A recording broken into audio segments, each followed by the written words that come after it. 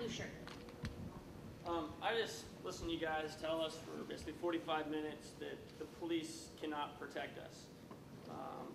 And, you know, you're really good at coming out afterwards and picking up the pieces, you know, saying we'll do stuff. But I'm somebody who, you know, in the very near future, I plan to apply for my concealed carry permit. And in the state of California, my right to protect myself outside of the home must be approved by the government.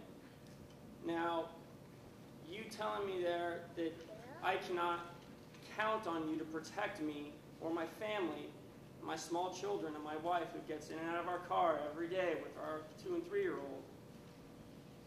When I send my application to you and it goes across your desk, are you going to approve my good cause?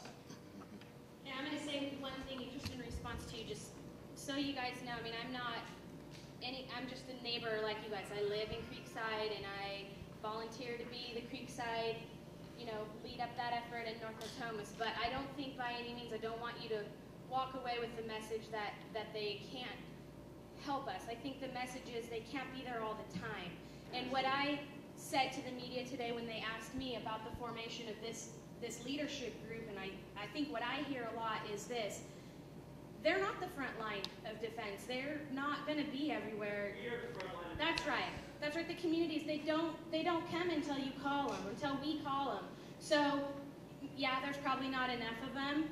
Yeah, we could use some more. No, they're not. You know, things are still going to happen without them. And I understand your question about the license, and I'll let him answer that.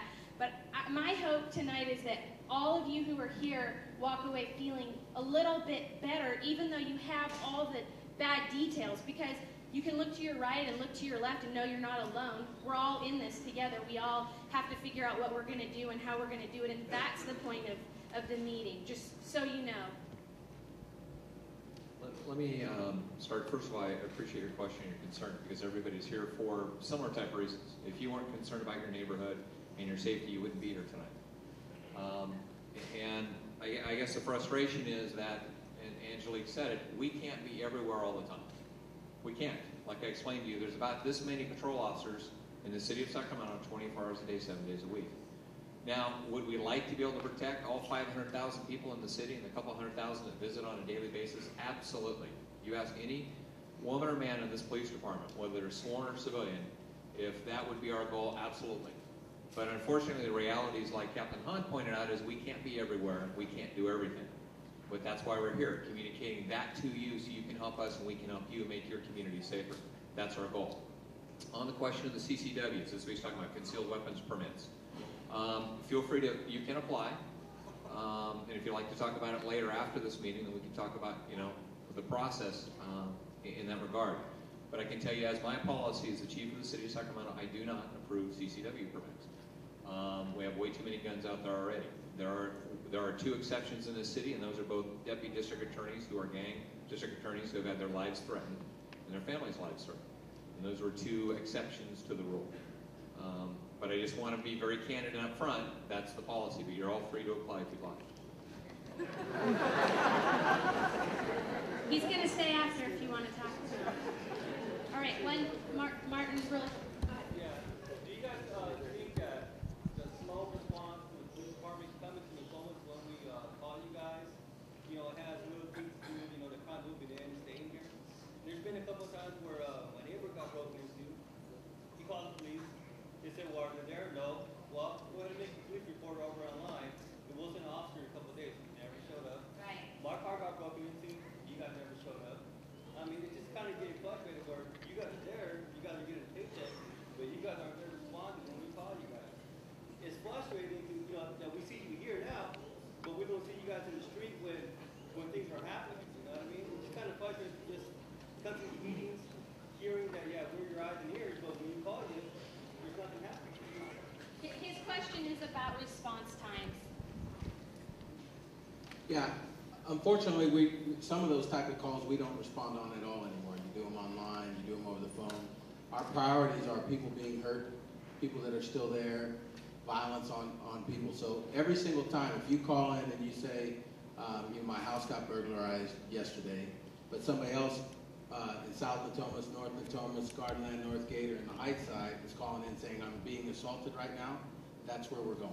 Right. Well, And eventually, you're right, some burglaries take hours and hours, sometimes the next day before we respond. my thing is that you guys say that you guys will be out there in a couple hours, or a couple days, never even show up. We have to follow up with you guys. You guys don't follow up with us. Say, hey, has anything happened since? Have you seen anything different in your neighborhood? You guys don't even follow up. Yeah, if that happens, you have my email on that paper, email me. I don't know what else you want me to tell you. I'm just saying, I don't know. We had our house broken into. Our house was turned over upside down every single room. What are you supposed to sit around and wait for 2 days with the cops until they finally get there?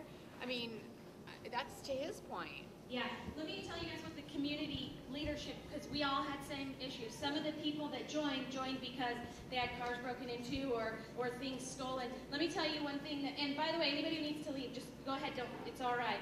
When you feel bad about it. The thing that the community is doing, this leadership team is trying to open a police resource center for all of Natomas. And what we want to get there is police-trained volunteers that can help you do the things online and follow up and get you that contact that you need. And we do have a commitment from the police department that if we can get that in place, that they'll, help us with that they'll train people, that Kurt McCrae will be there sometimes. And I'm not sure, we're working out some of the details. That would be great if we could do that. We're going to try to do that, but we definitely will have the online capacity to do inter-reports. Yeah, back there in the, whatever you three were about.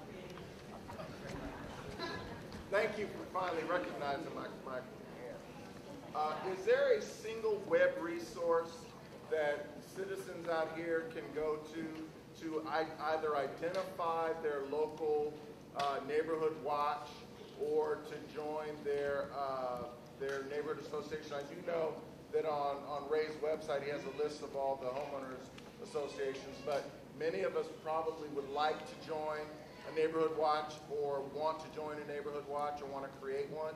And so I'd like to know how we find that information out. Two things. Britt, can you come forward? And where's Kurt? See around. Kurt, can you come forward too? In this packet, in the 2 pages that were developed by the Natomas community group, there are the emails and the web pages of the addresses you need for both of those, and they spell that out. But here are the people. Kurt McCrae is the officer for Natomas that helps set up neighborhood watches. There are a lot of neighborhood watches already established and you may not know about it, which I think is more to the point of your question, which he can let you know where those are. And this is Britt right back here. Britt's from Neighborhood Services, and she knows all of the neighborhood associations. You can get them from Ray's, but Britt can sometimes tell you about grassroots efforts that are starting, and her contact information is in that package. But is that stuff available online? So if I'm up at 2 in the morning, I can go and browse Yes, and her... all of it? Yes, and it's on here. Okay. Yes. And if you can't find it and you need help, my email address is on here. And so it's Paul's, and we're usually up at 2 in the morning too, and you can email us and we'll help you find it, okay?